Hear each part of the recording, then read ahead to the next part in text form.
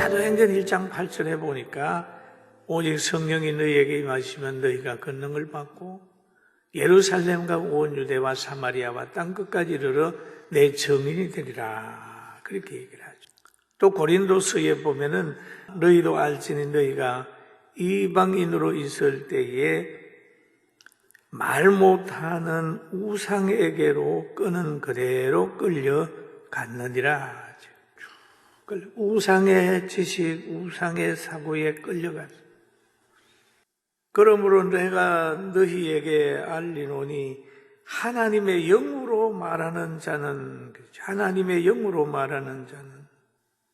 누구든지 예수를 저주할 자라 하지 아니하고 성령으로 아니하고는 누구든지 예수를 주시라 할 수 없느니라. 성령으로 아니하고는 예수님을 주시라고 할 수도 없고 예수님을 주로 전할 수도 없다. 그런 얘기를 하고 있죠. 전도에 실패하는 원인은 성령의 역사가 없기 때문에 그렇다. 여러분, 우리는 자신의 변화가 부족하게 되었을 때 다른 방법이 없습니다. 그냥 하나님 앞에 내어놓고 회개하고 성령 충만을 받아야 돼요. 할렐루야. 비결이 있다면, 자기를 고치는 비결이 있다면 전능하신 하나님 앞에 자기를 내어놓는 거죠.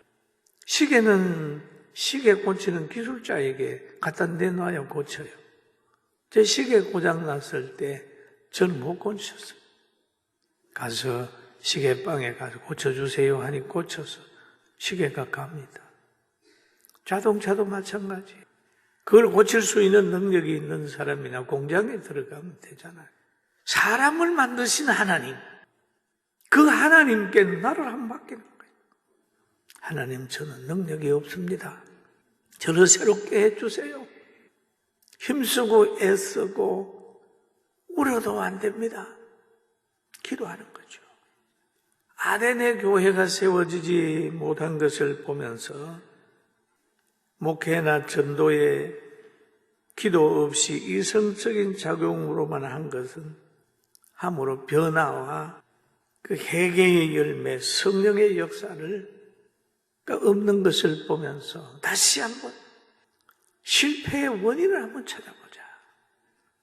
그러면 성령을 의지하려면 어떻게 해야 될까요? 말씀을 듣고 마음에 찔림이 있을 때 회개하는 겁니다. 베드로가 초대교회에서 설교를 했어요. 그러니까 설교를 들은 사람이 형제들아 어찌할꼬? 우리가 예수님을 죽였다고 하는데 어찌할꼬 하니까 베드로가 그럽니다. 너희가 회개하여 각각 예수 그리스도 이름으로 세례를 받고 제사함을 받으라. 그리하면 성령을 선물로 받으리니 라고 얘기를 하잖아요.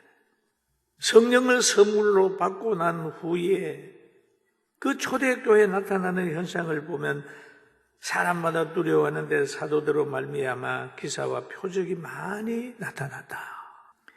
믿는 사람이 다 함께 있어 모든 물건을 서로 통용하고 물질 초월의 교제가 이루어지는 거죠. 물질 초월의 교제가 이루어져요. 그런데 많은 사람들은 뭔가 도움을 받으려고 하지만 초대교회에서는 가진 자는 약자를 도와주려고 노력을 했어요. 또 재산과 소유를 팔아 각 사람의 필요를 따라 상대의 필요를 살폈어요. 내 필요를 상대로 인하여 채우려고 하는 게 아니라 상대의 필요를 먼저 살폈어요. 마음을 같이하여 성전에 모이기를 힘썼어요. 집에서 떡을 떼며 기쁨과 순전한 마음으로 음식을 먹었어요. 그리고 하나님을 찬미하며 온 백성에게 칭송을 받았어요. 그러니까 구원받는 사람들이 많이 늘어났어요. 그거는 뭡니까? 성령이 역사했기 때문에 그렇습니다. 초대교회처럼 우리 교회도 성령이 역사하는 교회가 되기를 주의 이름으로 축원합니다. 여러분의 가정에도 하나님의 영의 역사가 있길 바랍니다. 그래서 바울 사도가 아데네에서 이제 큰 전도의 열매를 맺지 못한 후에 고린도에 와서 안식일마다 이제 해당해서 강론하고 유대인, 헬라인을 건면하고 있는 거예요. 실라와 디모데가 마게도니아로부터 내려오매 바울이 하나님의 말씀에 붙잡혀라고 얘기합니다. 하나님의 말씀에 붙잡혀. 고린도에서는 하나님의 말씀에 붙잡혀. 아데네에서는 격분하여 변론하고 토론하고 쟁론했지만 고린도에 가서는 하나님의 말씀에 붙잡혀야지. 여러분, 붙잡혔다는 말은 자기 마음대로 못 살았다는 거예요. 여러분 그러잖아요. 왜 못 옵니까? 저 사람 어디 누구한테 붙잡혀 있어요. 붙잡혀 있으면 자유 못하는 거죠. 하나님의 말씀에 붙잡혔다고 하는 것은 말씀을 떠나서 사는 건 아니죠. 말씀에 붙잡혔단 말이에요. 붙잡혔다. 그 말씀에 붙잡혔다고 하는 말은 성령에 붙잡혔다는 것이고 하나님의 능력에 붙잡혔다는 거예요. 붙잡혀가지고. 그럼 하나님의 말씀을 듣는 사람도 하나님의 말씀에 붙잡혀야 되고 목사는 더욱 하나님의 말씀에 붙잡혀야 돼요. 말씀에 붙잡히면 자기 말 못하잖아요. 자기 마음대로 못하는 거예요. 저는 이 설교를 준비하면서 회개했습니다. 가만 돌아보니까 하나님의 말씀을 전한다고 하는 그 무게를 가지고 전하지 못한 부분들이 있어요. 여러분은 지금 하나님의 말씀을 듣고 계십니까? 기도를 하는데 하나님을 진심으로 믿고 있나요?